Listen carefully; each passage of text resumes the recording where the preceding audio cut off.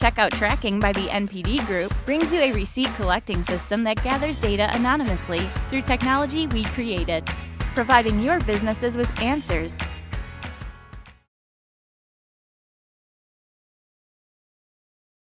Hello, welcome back. See a lot of the same faces, a couple new ones maybe. So this is the third installation of our audio roundtable this afternoon. This should be pretty helpful to both audio people and developer people. Audio people, raise your hand again so I can see. And developer people, raise your hand. Okay, cool. So we've got some of each. That's excellent. Cool. So without further ado, we have three different kind of subtopics we want to talk about implementation.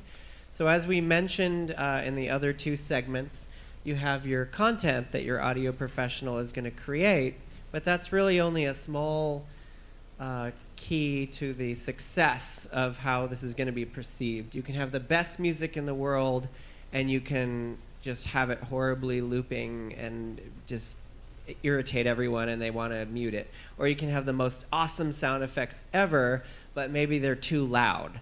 And maybe there's just one sound effect that keeps happening that's awesome the first time, but then after you click and hear it 52 times, you want to throw your phone on the ground. So those are some of the things that are not implemented properly. So we want to talk about creative and interesting implementation using the stuff that you have, how you put it in the game to make it really dynamic.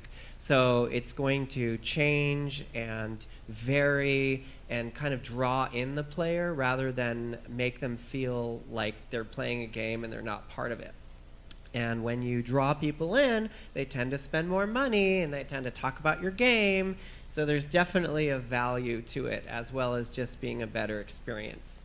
So the first kind of thing we're going to talk about is this whole loop thing. And so, you know, games kind of have started and been for a long time kind of this loop thing. And people say, oh, I want, 3 loops here. I want a minute loop. I want a 30-second loop. I want a 2-minute loop.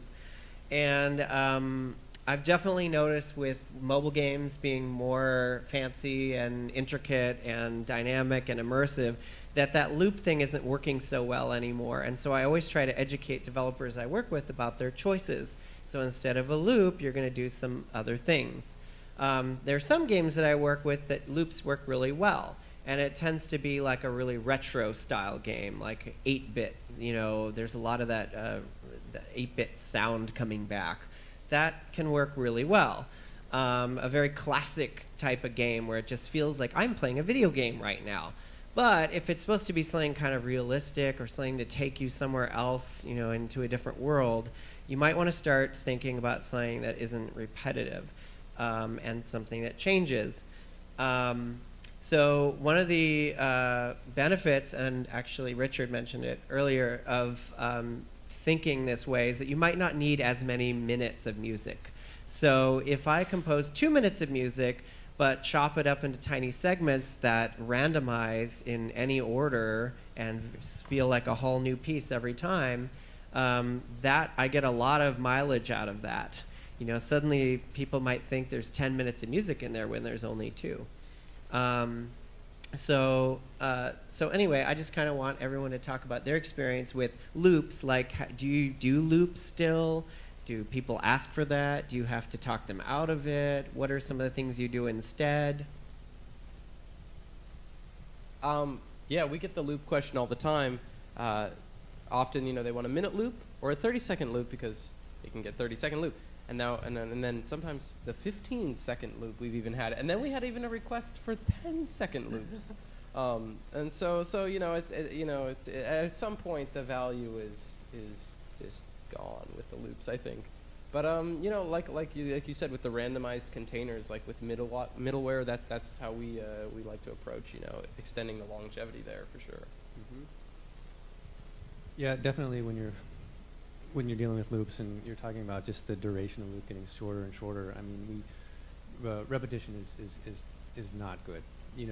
We evolved as a species to tune out repetitious noises. So say there's really loud waterfall and you're out hunting, but if your brain had to focus in on the sound of that water all the time, then you'd miss the branch that's snapping when the grizzly bear is approaching. So lucky for us, we can tune out these repetitious sounds, and we can be aware of the danger that's coming. And in terms of games, if the player catches on, something is too repetitious, suddenly the value of your music is just gone. It's worth nothing now. But with audio middleware, you can still get around that problem with, you can still create loops, and there's techniques that you can use to give those loops more mileage. Say, I'm going to switch from loop A to loop B, but when I go to loop B, I'm actually going to start in the middle of loop B. And when it comes around again, I'm going to start 75% down the line. You know what I mean? There's a lot you can do with middleware these days. I think the looping thing had its place. If we go back to, say, 2008, 2009, Facebook games, producers would be like, okay, we're making this Facebook game, and be better to have audio than not have audio, so let's just slap in a 30-second loop, and then players can actually download it, it'll play, and those were, those are real limitations that existed that we had to work with. And so that was the solution. And once one game became successful with that format and that model, then it became a case of a me too. Oh, that's how they did it, let's do it the same way. And so then that becomes the standard. Fast forward to now, we've got so many great tools, so that's just not necessary anymore, and there's no reason for it. I always remember, too, when I think about loops, how when I was 6 or 7 years old playing Nintendo, my mom would be screaming at me to stop playing Super Mario Brothers or whatever Nintendo game because she was so sick of the music. And I probably wasn't even aware of it because I tuned it out, like you said. And so moms everywhere will thank you if you don't compose loops. So the next slide, we're going to talk a little more specifically about some more composing tricks that you might use to get out of the standard loop type thing. So we talked a little bit already about having several loops that flow together randomly. So a lot of times I'm asked, like, make 2 minutes of music, and I'll chop it up. Maybe if everything in that area is the same emotion and vibe, then I'll compose it that way. But maybe there'll be some different keys that it focuses on, or some different instrumentation, but it in the same tempo and all of that. And I'll basically chop up the music in various ways that I think might work. I'll throw it in my iTunes and I'll hit random, and I'll just see, like, does this work? And then I'm like, oh no, that, like, number 2 to number 4 doesn't work very well, and I'll go back to my DAW and, like, tweak that a little bit, add another measure, whatever I need to, until I can play that and I'm not aware that it's not one track. So that's one thing that I do. Are there any tools that you guys use, or things that other things you do, anything you see on this list, basically? I know, Greg, you've done a lot, and I want you to talk about it with one long form piece that varies in intensity. And so I want you to talk a little bit about what you've done that, because that's really cool. Sure. Well, the intensity thing, you're speaking of the low, medium, highs in Star Wars. Yes. So that approach is basically, it's really nothing new. It's basically, you've got pre-combat, where you're exploring. Some people call it explore mode, stealth mode. Then you've got your combat mode, and then you've got a boss battle maybe coming afterwards, and that's your super high intensity. So you've got 3 different levels of intensity.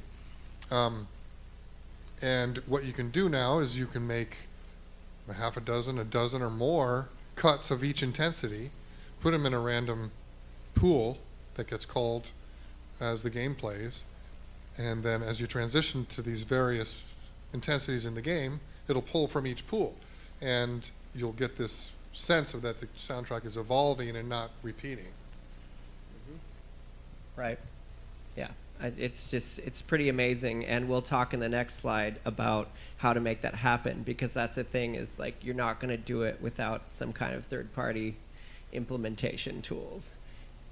It's not going to be Or possible. a really good programmer with a huge budget. Yeah, that's true. And that's the thing, is, Who like, isn't too busy on the rest of the game. That's right. Yeah. So it's extra hours for your internal programming team to make the workarounds to make this all happen and to try to talk to your audio person to make it happen the way they envision it happening, or you can have middleware.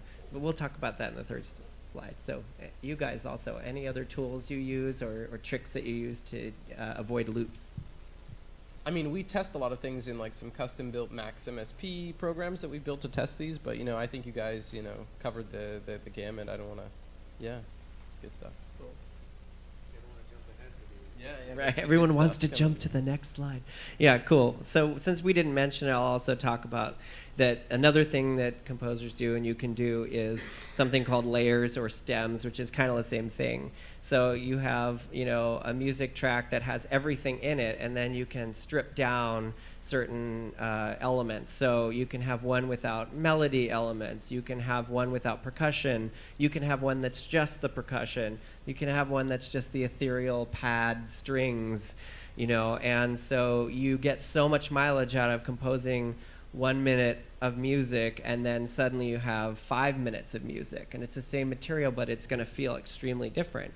And then when you add like all three of these at once, where maybe you have different intensities in that minute of music, and you're doing these layers and you're chopping them up, it's really becomes staggering how many different things you can do, rather than paying your composer, to make 10 minutes of custom all individual music. And do you want to add to that? Yeah, I just wanted to say, something we do all the time with layered tracks is when there's only enough maybe for 1 2-minute track for a scene, we'll write from the beginning in mind that we need to make a layered track that works for explore and battle, or explore and pre-battle and battle, or whatever these things are, and we'll actually write so that not just even in intensity, but almost entirely different game states can be achieved through the different layers. And so when we think about that and write ahead of time, you can definitely get, from that 1 minute of music, like you said, just almost, 3 totally different states.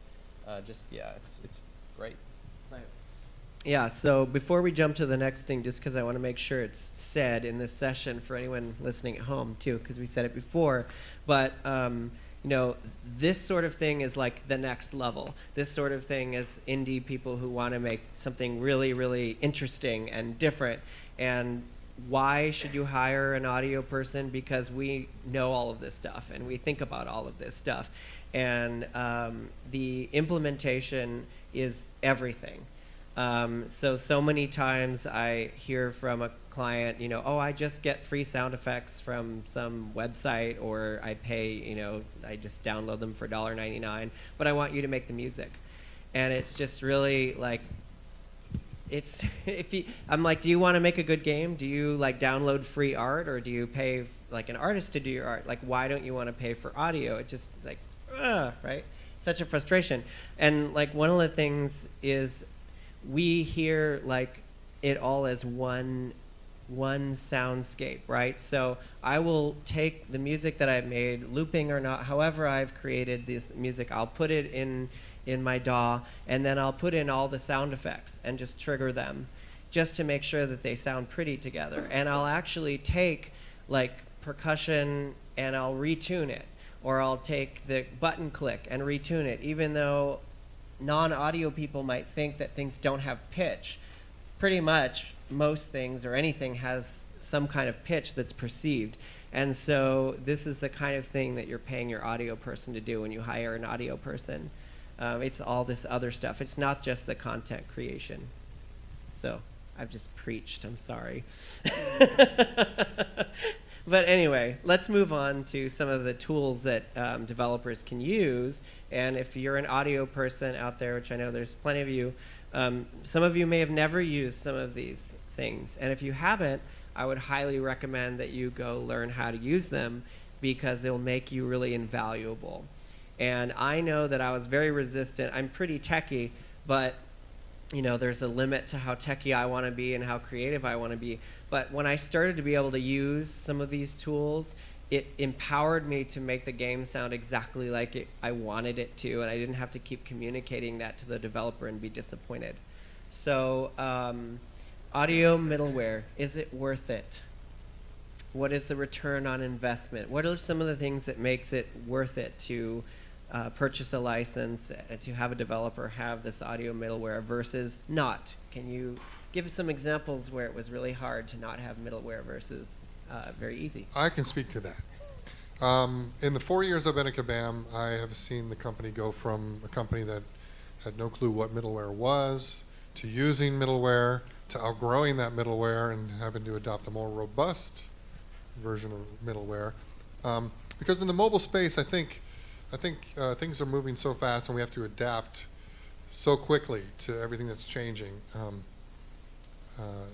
You just pretty much have to respond. Plus, tech is also improving and changing really rapidly. So as far as the return on investment, it's a hard thing to measure, but if you were to consider paying your game programmer to do the work, the features that are in the middleware, I think it would quickly become apparent that it pays for itself in the the time that you don't have to task him for that kind of stuff. It's really well thought out. Nobody cares more about your audio than the audio people do. So these things are constantly being improved and updated, and I think if I was an indie developer, I'd be looking at it as an investment, really, more than a cost. Yeah. Segueing from that, I know I mentioned to you earlier, Aaron, we actually tell all of the developers we work with, look, it'll cost you the same whether or not you use middleware or don't use middleware with us, but we're not going to charge, you're welcome to pay, the full price and not have the benefit of us, implementing the middleware. And then they're usually like, oh, it's going to cost the same. Like, oh, well, let's look at this. So, it makes the game experience so much better. It makes our jobs easier, even though it is more work. It makes, if to get the games, it's absolutely invaluable. 50% of the experience, I can't say enough. The games we work on without middleware just aren't, nearly as good. I mean, it seems like a no-brainer. I mean, how much is it worth to have your audio just sounding completely awesome? Because the amount of things that you can do with it, it just, like you said earlier, just increases the mileage of what you've got. In terms of getting from one piece of music to another and throwing in transitions and throwing other kinds of transitions. And so it fools the listener into thinking that they're listening to completely different pieces of music, even though it's the same small pool. Right. It's worthwhile in my book. Yeah, I mean, working on both types of games, I don't get very excited about throwing things over the fence and hoping that it ends up implemented correctly.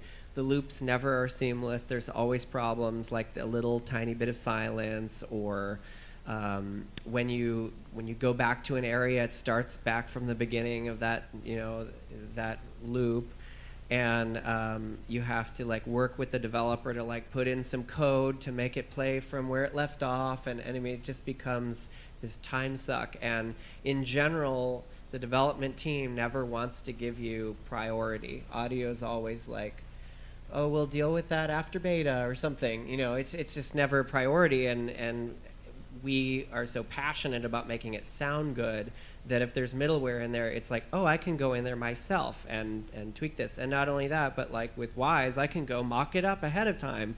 And even if the game is down and the build is broken, I can still mock it up and figure it out and work on it separately. I mean, there's so much power that can be had by that. And so I would say it's completely worth it. Well, and in terms of audio being last, it's if there's an engineer on the game team and he's focused on fixing a core game loop that earns money for the game, then that is his priority, and he's not going to get to the audio if that's the next thing on his list.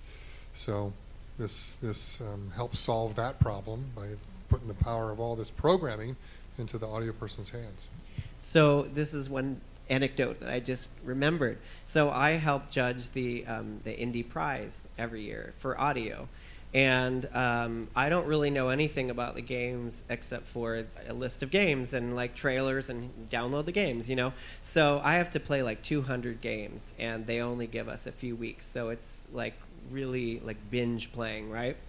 And I can't really give a lot of time to them. And so sometimes I'll listen to one and just say nope, right away, And sometimes it's a certain sound effect or something that I don't like. But usually what it is, okay, every time that person attacks or runs or jumps, it's the same sound. Like, so it can't be a winner because there's only one winner out of 200 games, and I know that no matter what they do, they'll never win.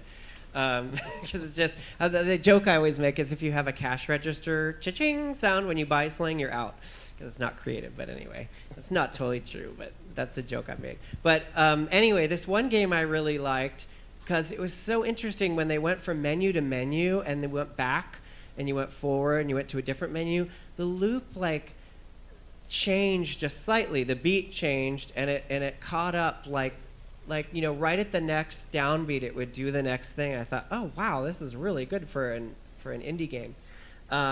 And that was a big action mega fight actually. And I didn't know anything about it. And then we were trying to pitch Wise to Kabam and to use it and pay for it and all of that. And it so happened that I was looking at their website to see what clients they had, and that game was on there. So I thought, oh, see, look at that. I mean, it was so clearly above the other games. I cannot tell you. It was like games that are like da da da da da da da da da da da da da da. Da, da, da, da, da, da. And it was like, oh my God, no, versus this game like just smoothly transitioned and had this feeling that was like smooth and I don't know. Anyway, so that's just an example of like, I didn't know anything about the game. Within 10 seconds, I saw that and was impressed. And it had nothing to do with the content. It was how it was implemented. Just going off that, we've all talked about music a lot with middleware, but the advantages with sound are equally as amazing. We've done the same things with we're working on this space exploration game, and as you do different things in the game, you have this bridge view, and when you're exploring, the ambience will morph. I'm sure no one's even noticed this in the game, but like the internal hub ambience of the bridge will change as they discover a planet. Things will get different when they go into battle. Things get more frantic. There's more beeps, more buttons. We use a lot of input values from the game, like velocity or intensity of different things to drive sound parameters. So using parameter control to drive sound and the way it affects things all very dynamically. So not just music, sound and iterative sound. You can. It's just the advantages are endless. I'll go on forever. We need some Casey in here. Yeah, come on, Casey. Tell us about I something. just want to talk about how wonderful it is to have a tool like that. You were talking you're saying we need to get away from loops at the beginning, but when you have a tool like this, you can do so much with loops. I mean, one of the things with loops, just let's talk about the audio tail. The audio tail is so important to a piece of music. Like when the conductor cuts off the orchestra, you still hear the sound reverberating through the room. And so many games don't actually use that. And the whole goal is to have sort of gapless looping. And so you need to put the auto tail back into the beginning of the cycle. But the problem with that is what happens when you're playing it for the first time. If you don't have some sort of audio middleware, it's going to sound strange. It might sound like there's this ghost sound. But with something like Wise, you can actually take that audio tail, use it separately, and you can intelligently place it where you need it. Especially if you're going to transition from one loop to another. Let's say you hang out, you're ending on a G minor chord, and you want that tail, and you're going into a different key. Even if it's a little disparate, you still want to have that G minor tail trailing over. And so just to be able to plug and play that tail wherever you need it, it's a huge tool and something that gives you just a lot of flexibility. The ability to transition, to use little transition stingers like 3 to 10 seconds long to like wrap up your first loop and then transition into the next loop or any number of loops is just hugely valuable. And I just want to work with that stuff all the time. Cool. Well, if anyone has any questions, now would be the time to open it up and wait for a mic so everyone online can hear you. Yeah, I've heard Wise come up over and over again. Does that mean no one uses any of the other ones listed? Or does that mean... well, no, they're in use, obviously, and we use Fabric on many games. And what's kind of your decision about which one to go Well, with? what happened was our What's their games strengths? became much bigger and much more complex, and the bar kept getting higher, so we have to adapt. And so we needed a more robust tool, that's all. Nothing wrong with Fabric. Fabric's a great tool, and it allowed us to do fantastic things with the games that we use it on. Yeah, for like the card games that Kabam has, simple games, the Fabric is perfect, works fine. Not a lot of complicated things we need to do as far as going into different areas, and like there's not real action fighting. But when you get into a more RPG style game that's like more AAA, Fabric broke. So, and we fixed it many times and broke again, and and it's Well, to be fair, every piece of software is going to have Yes. some need for attention and some special case handling. yeah. I think Michael even agreed with that, right? Yeah, so got to be fair about it. I mean, Yeah, no, totally. It just depends on if it's the right fit for the game, and that's why I say it depends on the scope I mean, of the game. I think what you're referring to is that we overtaxed everything. We even broke Unity, right? In that sense. Fabric is great. The one thing that we find it hard to recommend it to use is because it doesn't have a standalone client that we can work separately outside the game. Oftentimes we don't have the engine with developers, so we're able to build the whole experience in something like Wise or Fmod, and that's very nice. So it precludes us from using Fabric a lot of the time. But I will say, unashamedly, Fmod is a vastly inferior product to Wise. They don't pay me to say this, but seriously, Wise is just leaps and bounds in ease of use, in functionality ahead of Fmod, I think. Mm-hmm. Yeah, and like to elaborate, like Fabric kind of lives in Unity. It's like all things in Unity. So you have to have the project in Unity. You have to have access to that to do anything to it. And it's kind of hard sometimes to figure out where things are and what's happening in Fabric. It's a little bit of a mind twist. Other questions? Sure. For you guys that are doing work for hire with developers, how do you structure your time for billing for implementation? And what are your negotiation tactics to actually secure the implementation side of the deal? Because my experience has been developers are often very reluctant to want to let an outside audio developer do their implementation for them. Maybe you develop the sound banks, and create sound banks for them, but beyond that, it's kind of, it feels like pulling teeth sometimes to get them to want to work with you on that level. Do you mean because of letting them touch their product, project? Yeah, and getting into their code, and yeah.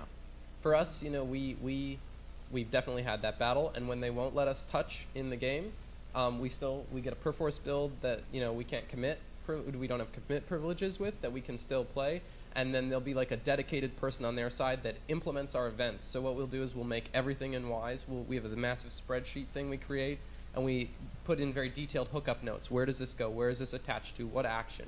And then there's a revision needed column. So then they can hook it up. We can see it in real time in the build, what they've done right and wrong, and that way we can iterate, just regenerate banks and see or connect in real time with Wise and make these changes to the project, but we're not screwing with their project. So that's been our solution. Mm-hmm. And that's a pretty time-consuming process, right? It's not nearly as time-consuming as not using middleware and just if you no, want the of game course, to, of course, oh, but for them. still, so that's why I'm asking as a second layer to that. How are you tracking your time and billing for that? Oh yeah. I just bill hourly for that, honestly. And as far as a lot of times, if I'm working for a company, they want me to use their machines. I'm not putting it on my personal computer, and I'm at their facility, and it's all there. So if they're local, that's generally what happens. It's easier for them to trust that you're not going to take their build somewhere and lose it or something.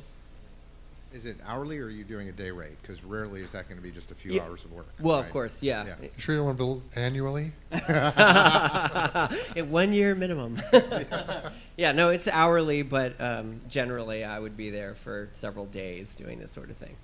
Yeah. We actually just build it into our cost, either per asset or the whole project fee.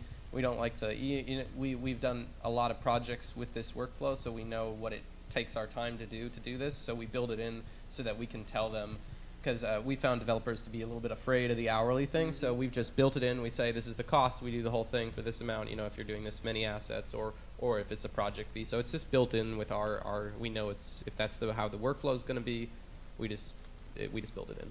Yeah, and I would say in general that's a good idea to see the culture of a certain company, like, you know, a larger company versus a smaller company is going to feel different about hourly thing, you know, versus building it in. So I tend to work the way that a particular client likes to work. Thank you. Mm-hmm. Yeah, not so much a question. You have the one line on there that I don't think you totally finished touching on, is the cost.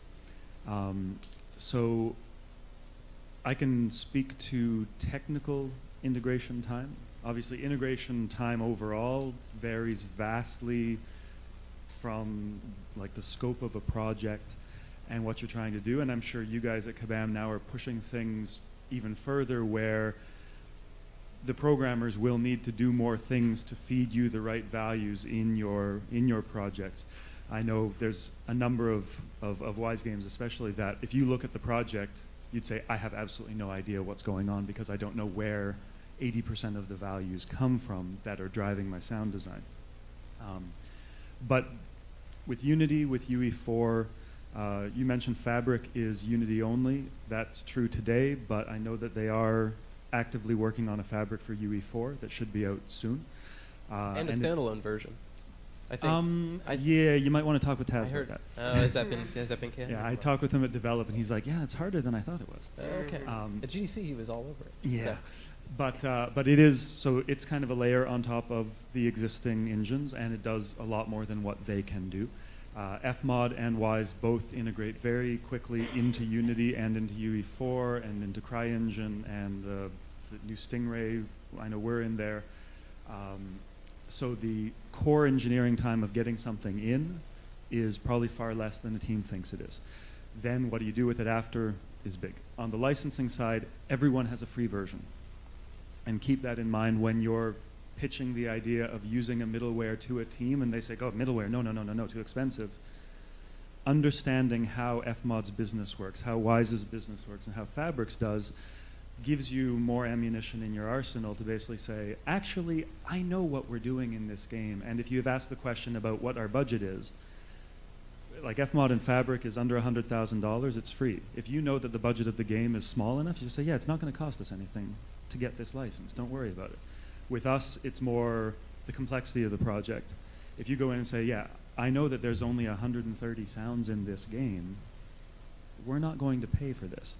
So that understanding that as audio people, to be able to go to them and say, don't worry about that aspect of it, let me worry about doing good work, and hell, let me worry about talking with the teams to maybe negotiate a better rate or whatever, helps out a lot. Richard does that with us. He'll come and say, I'm working on a project, give me a deal.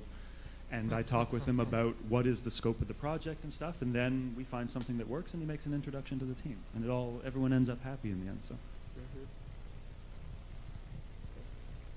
All right, any other questions? Cool. Well, thank you for, oh, there's one more maybe?